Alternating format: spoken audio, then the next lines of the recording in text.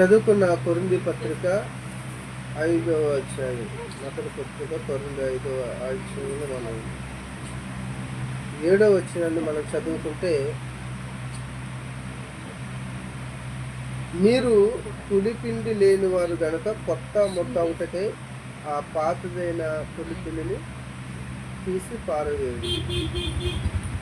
ఇక్కడ అపోస్తులైన పౌలు చెప్తున్న మాటలు ఏమిటి అంటే, సంఘానికి మీరు పులిపిండి లేని వారే గనుక కొత్త ముద్ద ఒకటికే ఆ పాతదైన పులిపిండి ఏంటంటే తీసి పారవేస్తారు. అంటే ఇక్కడ పులిపిండిని గురించి వంటి మాటలు మాట్లాడుతూ ఉన్నాడు. ఈ పిండి ఎవరంటే ఒక మనిషి. ఈ పిండి ఎవరంటే ఒక సంఘం, ఒక వ్యక్తి. ఈ పులిపిండి అనేది ఏంటంటే, పులిపిండి అనే దానికి అర్థం ఏమిటి అంటే చెడు అలవాట్లు. ఈ పులిపిండి చెడు అలవాట్లకి లోనైనటువంటి వ్యక్తుల కోసం చెప్తున్న మాటలు.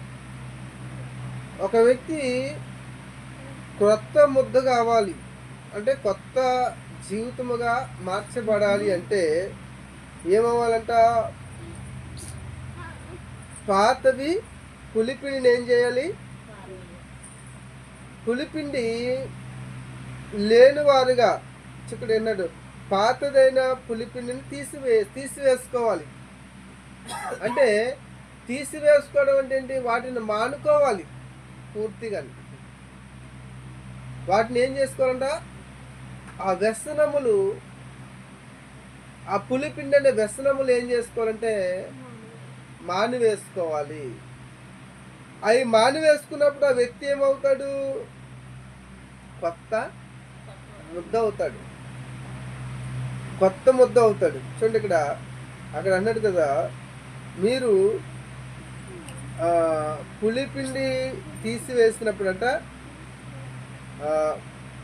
కొత్త ముద్ద ఒకటికి ఆ పాత పులిపిండిని తీసివేయాలి. కొత్తది అవ్వాలంటే ఏం చేయాలి? పాతవి వదిలిపెట్టుకోవాలి. మనకి సంవత్సరాలు మారుతున్నాయి, దినాలు మారుతున్నాయి, కొత్త సంవత్సరం వచ్చేస్తుంది, కానీ మనిషి పాత జీవితాన్ని ఏమాత్రము విడిచిపెట్టట్లా, పాత అలవాట్లు విడిచిపెట్టట్లేదు.